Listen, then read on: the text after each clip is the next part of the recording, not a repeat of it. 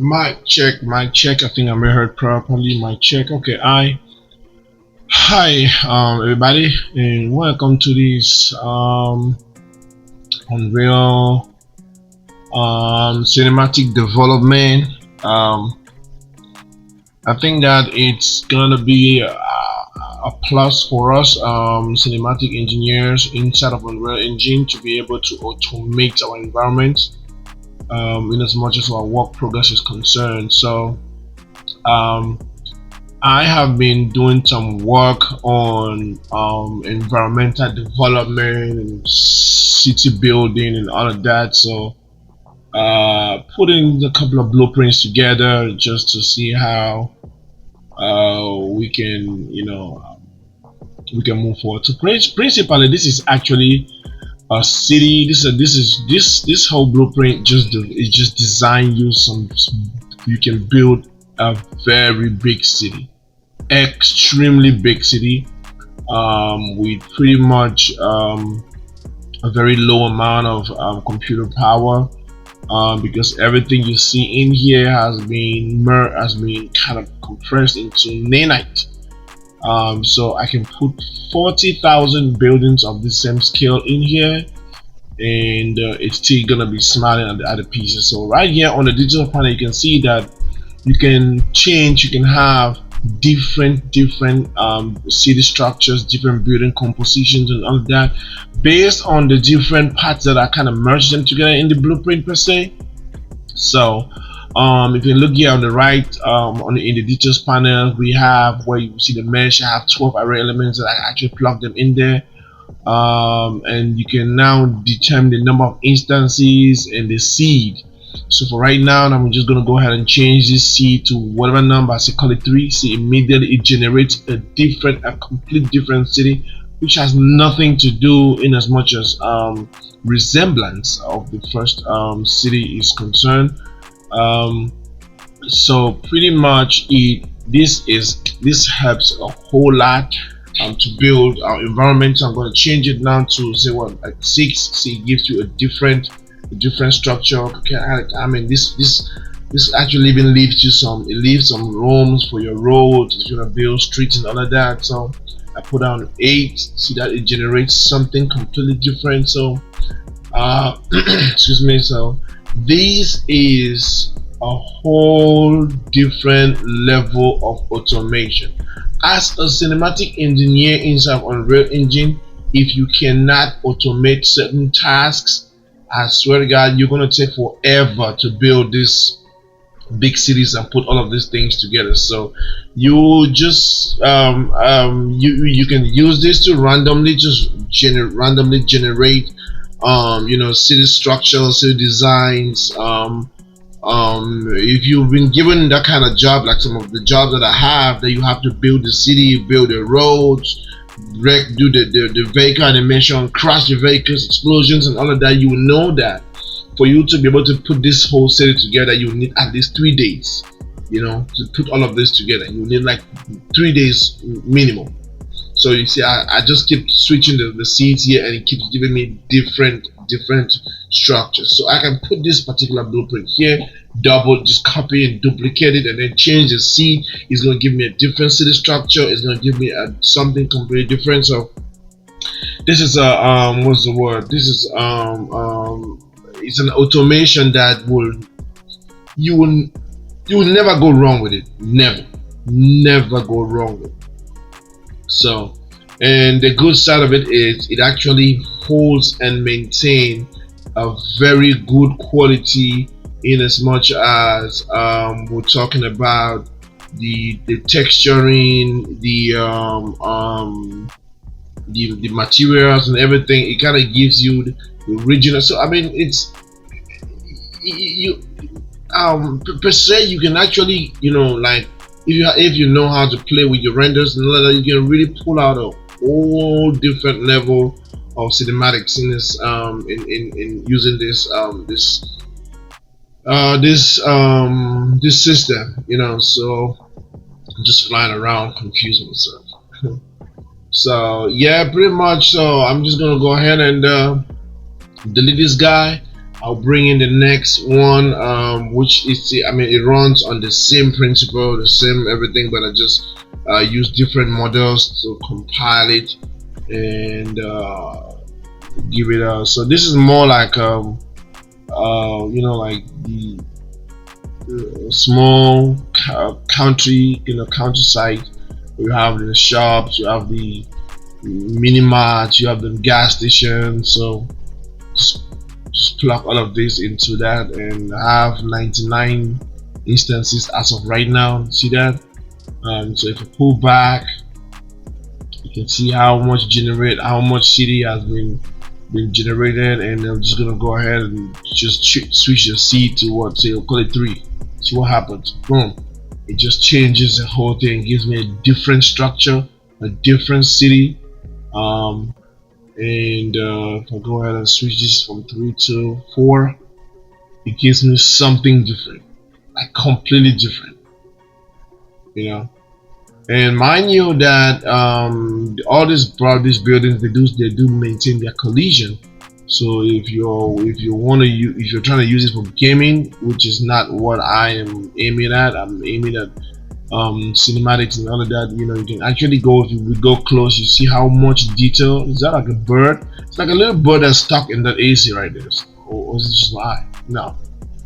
So yeah, when you go down to the ground floor, you can actually see how realistic these things can go. Again, this is just normal standard lighting from Auto Dynamics, and so I didn't enhance the environment in terms of how realistic I want it to be. So this is just standard, and then we can have this amount as much. And then imagine if we have to go as far as bring in post process and all of that, and I kind of add some lights, window blinds, and just so it's like a piece of trash. So I kind of add just some random window blinds in there, some in-house lighting, just to make it look realistic. You can check the window out, see the window right there. Yep. So we pull out, and yeah, pretty much I'm going to change the seat to something like 65. You see, we have a complete different city. So it's just completely different in terms of structure. Put down what 77. Boom, we have something completely different. So if you want to fill your wall, probably just drop like 5 of these, and then just give them different seats. So I'm just duplicating right now. So I just place another copy of it and see what I'll shift this again. So and mind you, as you move along the Z, the Y, X and Y platform, it kind of auto generate you random seats as well. So let me change this to 11. See what happens. It flips it and gives me a different city structure. I switch that to 30. It gives me something completely different. Yeah, pretty much that's the principle that's behind this blueprint and design.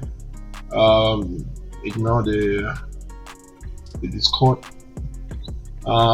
Yeah, so we are pretty much getting to the point where you can build a city of 2,000 or 10,000 structures, and your system is still gonna be standing up strong, and you know what I'm saying. So now I want to scale this up a little bit. I'm currently on 20,000 in terms of on my x-axis. I'm gonna push this all the way to 60,000, just to see how just to show you the part of it, the capacity of how much you can push it. So I'm putting down 60 by 60, 60,000 on the X and 60,000 on the Y. See how much space I can go. Now I'm going to switch the buildings to 300 instances and see what happens. It generates this for me, and you can push this as hard as you want. As it just look out of your computer power. But again, I am on an RTX 4090 with this one, and my RAM is what, 512 gig. But again, I did the same thing on a 128, on a 64. It runs still properly. But this I'm currently working on a 512 gig of RAM and on a 4090. But so it's pretty decent. See how much city, how much buildings I just put in less than a second. So um I want to scale this down to say what 40,000 on the x axis and then see what happens. Let's squeeze that in for a second. So this is taking a little bit of time to calculate because of, yeah, see that, squeeze that in. So now I'm concentrating the buildings in a smaller environment. It just depends on what I desire, what I want to create. And mind you that this is just I have like, well, I think it's 12 different buildings or 9, I think so. So it just instance them in on different, different designs. But just look at it. If you do some good camera work, you can achieve something extremely decent. You know what I'm saying? So yes, I'm just gonna go ahead and delete this one. Then it's got actually a couple of them though, but again, just the bottom line is it's all work on the same principle. So I have different models. So this is more like the colonial time, where you have this whole British looking old buildings and classic stuff. So I'm just gonna switch this up to say what 20,000 on the x-axis, and on the y-axis put it as well as 20,000. And now see we have opened it up, but now we have some space in within. So the number of instances, I'm going to switch it from 50 and dial it up to say what 200. So see what we have. It just auto populate the scene and build you a whole big city. You know what I'm saying? So look at that. You can actually even go down to the ground. Look at that. So can go down all the way to the ground level and just check the buildings out. Again, like I said, I just customized them with some blinds, with some lights in-house lighting, just to bring some life to it. Mind you, this has all been converted and compressed to nanite. So no matter how many polygons how much you're bringing into the whole scene, you shouldn't be bothered about your computer power. So yeah, pretty much is dope. So I want to go ahead and switch the instance lookup to the z-axis. So now see what happened is it has actually made all the buildings to be looking at a center point. So if you're trying to create like a kingdom where we have the whole building, the house of the king probably is in the center, there you have like houses around, this is going to be a go-to thing for you. You know what I'm saying? So look at it, it creates that structure like a circular thing. So then probably I'll just go ahead and reset the seed to 0. See how it looks right now. All the buildings are kind of facing towards the center. So if you want to build those colonial ancient times where we have the kingdom power and all of that, so just switch the seed again to 30. See what happens. Kind of generate a complete different city structure, but again, all of them still facing to the center. And mind you, you can change the location of where you want the buildings to be facing. All of that is also embedded in that blueprint, and how lighting interacts with it. It's the same like your regular, structure that you design and put in your editor. Yeah, pretty much you can change the position where the buildings are looking in real time. So drag it to the X, drag it to your Y. They're gonna respect that as well. So pretty much I'm just trying to play with the lighting a little bit. So if we go to night, you see this is nighttime. You see how beautiful this whole thing looks like.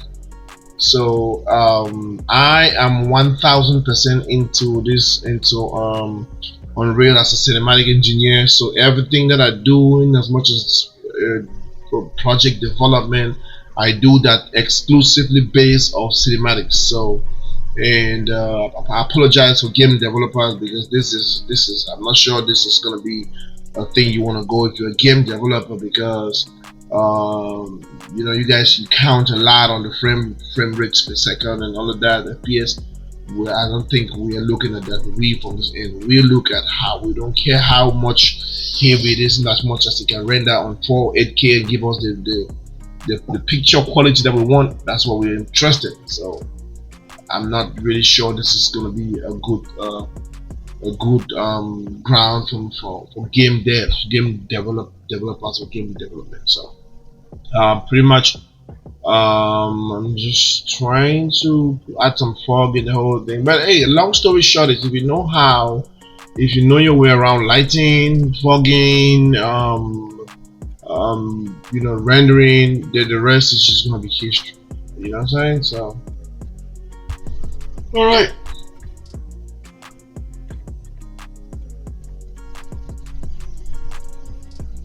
So what I would do is I may just have to stop talking now, and then I'll just, because everything that I had explained is just gonna be the same thing for the entire video you're gonna watch. So, but it's just gonna be like different cities, different kind of buildings, different kind of structures, but it's all gonna run on one concept, So, pretty much that's it all.